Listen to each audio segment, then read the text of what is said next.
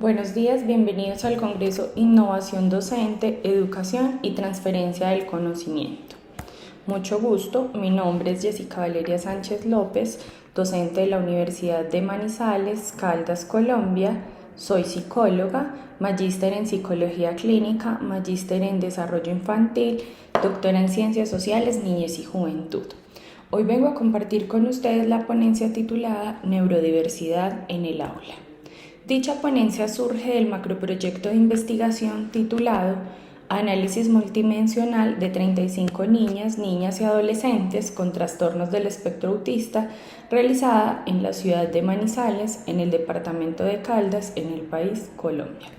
Dicha investigación contó con la participación de un gran equipo interdisciplinario conformado por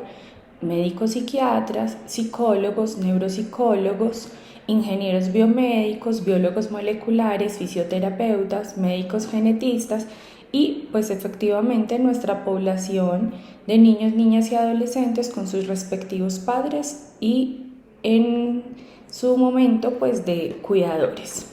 Dichos niños, niñas y adolescentes se encontraban vinculados al Instituto DINA, es decir, al Instituto para el Desarrollo Integral del Niño en condición de autismo, que está vinculado a la Universidad de Manizales, institución que permite la intervención de estos niños de forma interdisciplinaria, es decir, donde tenemos en cuenta lo que pasa a nivel biológico, psíquico y social, y varios profesionales están allí apoyando todo este proceso.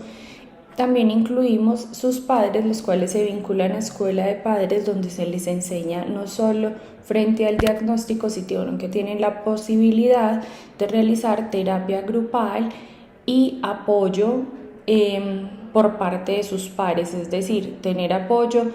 por su grupo de pares, pero con el acompañamiento de un psicoterapeuta experto en el tema.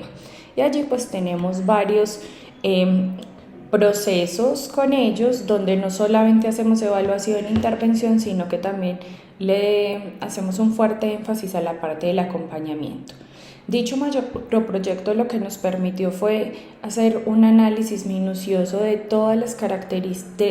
varias características, entre comillas, características multidimensionales, desde las dimensiones genética, molecular, inmunológica, neurofisiológica, clínica, psicológica, propiamente dicha, pero también desde la parte psicomotora. ¿Esto qué quiere decir? Hicimos un análisis multidimensional de estos niños y de sus cuidadores con el fin de darles una oferta frente a la evaluación y la intervención acorde a cómo funciona su cuadro, es decir, desde una forma individualizada, donde entendemos la neurodiversidad, porque entendemos que así los niños que están participando, que se vinculan al Instituto DINA, tengan diagnóstico de trastorno del espectro autista en su mayoría, cada uno a pesar de su condición, pues tiene un funcionamiento en términos de sus procesos psicológicos diferenciado. De ahí la apuesta de este macroproyecto de hacer una lectura clara de sus diferencias individuales en términos biológicos, psíquicos y sociales. Uno de los objetivos específicos del macroproyecto fue construir una propuesta de intervención denominada neurodiversidad en el aula, la cual buscó generar ambientes escolares que faciliten la apropiación de contenidos académicos por parte de los niños, niñas y adolescentes en condición de autismo de la ciudad de Manizales, a través de la adaptación de espacios físicos y métodos de enseñanza amigables con la neurodiversidad, desarrollada a partir de los perfiles neurofisiológicos y neuropsicológicos identificados en la presente investigación. Es decir, que nosotros nos centramos a hablar en neurodiversidad en el aula, pero a partir del sustento científico que obtuvimos a partir de la evidencia investigativa. Y este proceso de investigación lo que nos permitió fue hacer una lectura clara de lo que allí está pasando a partir de sus necesidades, de su contexto, de sus procesos biológicos, para poder a partir de esto empezar a pensarnos un proceso que permita en el aula generar aprendizaje, todo ese proceso de enseñanza-aprendizaje, pero entendiendo sus diversidades funcionales. La integración de los datos obtenidos en las diferentes áreas en este proceso investigativo pues sentó las bases para posteriores intervenciones en torno al trastorno del espectro autista en la ciudad de Manizales y en Colombia, y esto se debió a que los datos que se obtuvieron de los participantes estaban dirigidos hacia ellos, favoreciendo los procesos no solamente de generación de nuevo conocimiento, sino también de su apropiación en el contexto social. Una de las claves del éxito de la investigación que empezamos a promover en la Universidad de Manizales, desde el doctorado en psicología, la maestría en psicología clínica, la maestría en desarrollo infantil, la especialización en neuropsicopedagogía y el mismo pregrado de psicología, es hacer investigación donde no usemos nuestros participantes como un objeto, sino que ellos se vinculan activamente en la construcción del proceso investigativo y por ende en la construcción de la ruta de intervención. Entonces, si bien para la academia es muy importante la generación de nuevo conocimiento, también hemos centrado una apuesta y un sello importante en cómo la academia se empieza a acoplar con las necesidades del contexto y de los participantes. Entonces, por eso este proyecto tiene un fuerte énfasis en la apropiación en el contexto social y específicamente en la intervención directa en este tipo de población. El trastorno del espectro autista, como muchos de ustedes ya lo deben conocer, es un trastorno del desarrollo neurológico. Esto quiere decir que este tipo de niños, niñas y adolescentes con esta condición pues tienen dificultades en la comunicación social, dificultades en la interacción social, patrones restrictivos y repetitivos de comportamiento, que lo que hacen es que al momento de estar en una aula de clase pues efectivamente esto genera dificultades para sus docentes y para sus cuidadores en general. Entonces lo que observamos en el macroproyecto de investigación que dio pie a pensar ronda neurodiversidad en el aula es a entender que estos niños pues no son un sistema, es decir, no son solamente biología, física y química, sino que está permeado por un sistema biológico propiamente dicho, pero también está permeado por lo que pasa en su sistema psíquico y en su sistema social. ¿Esto qué quiere decir? Que lo que pasa en su contexto, es decir, las prácticas de exclusión, la rutina en el aula, pues empieza también a generar irritaciones en su cuerpo y por ende en sus procesos psicológicos. Entonces, por eso tenemos que empezar a generar mediadores diferentes en el aula. A partir de esto empezamos a entender que una cosa es lo que el profe le dice al niño, pero otra cosa diferente es lo que él logra comprender y configurar a partir de sus procesos. Y empezamos a ver que estos niños no pueden ser leídos desde la disfunción, que allí no se ve muy bien en la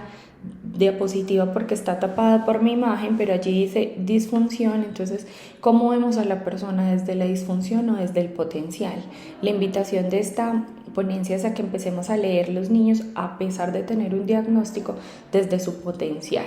Un potencial que empieza a leerse desde el cuerpo, desde la mente, desde la sociedad. Es decir, si empezamos a generar en sus papás unas prácticas del cuidado de sí, del cuidado del otro, pues efectivamente esto va a intervenir en lo que pasa en el cuerpo y en la mente de estos niños con TEA. La neurodiversidad, desde esta apuesta, lo que empezamos a observar es que efectivamente estos niños tienen formas alternas de las diferencias humanas naturales, es decir, sus conductas repetitivas, sus conductas estereotipadas, pues empiezan a vincularse y a ser parte de su forma de ser y de actuar y de ubicarse en el mundo. Pero entonces esto también empieza a decirnos pues que necesitamos unos mediadores importantes al momento de llevar ciertos contenidos y empezar a generar ciertos aprendizajes en el aula. Para ello es importante entonces pensarnos con estos niños cómo empiezan a participar en los diferentes contextos, independientemente de que sean señalados como niños con trastorno del espectro autista, con trastornos de déficit de atención, sino que empezamos a entender que el contexto independientemente pues tiene características personales, socioeconómicas y culturales diferentes. Entonces, lo que empezamos a observar cuando hacíamos este macroproyecto y nos acercábamos a hacerle entrevistas a los docentes y hablábamos con sus cuidadores y sus padres, es que observamos que lo que ha ocurrido es que en la educación convencional importa más la competencia, es decir, importa más no el medio cómo llegamos a X lugar, sino ellos cómo empiezan a cumplir con ese indicador final. El rendimiento está medido con pruebas estandarizadas. Hay poco tiempo para la persona plena y más horas en exámenes y tareas. Empezamos a ver que se centra mucho en, si bien es importante lectura, matemáticas y ciencia, pero es cómo logramos llevar estos contenidos a ellos de una forma didáctica y pedagógicamente diferente. La educación convencional ignora las diferencias individuales, eso fue lo que salió pues en nuestro proceso también de investigación, y que se siente frustrados los estudiantes por la presión y no alcanzar los logros. Lo que observamos es que la educación especial también va por esa línea y observamos que está basada en la carencia, el daño y la disfunción. Y lo que aquí proponemos es no centrarnos en la carencia, en el daño y la disfunción, sino en su potencia. Centrarnos en los talentos, en las capacidades y las habilidades, no solamente en su déficit, sino ellos qué saben hacer, qué les gusta hacer y qué habilidad tienen. La educación especial no siempre es estimulante. Hay sentimientos negativos de los estudiantes y también observamos que hay una segregación, aislamiento y en ocasiones abusos. ¿Hacia qué queremos que le apuntemos? A una educación inclusiva y neurodiversa. Una educación inclusiva y neurodiversa que haga énfasis en las capacidades y en las habilidades. Por eso cuando nos llegan los niños al aula, no podemos esperar que el docente que venía, digamos el niño pasó a segundo, quedarnos solo con la información que nos da el profesor de primero, porque él tiene una perspectiva y una lectura propia del niño, sino que yo tengo que darme la oportunidad de empezar a indagar qué capacidades y habilidades tiene para hacer eso parte de mi aula de clase. La educación inclusiva no obliga a aprender del mismo modo, entonces esto nos ha mostrado, la investigación nos mostró que los niños con TEA todos funcionan de una forma diferente a pesar de tener, entre comillas, esta condición. Entonces hay que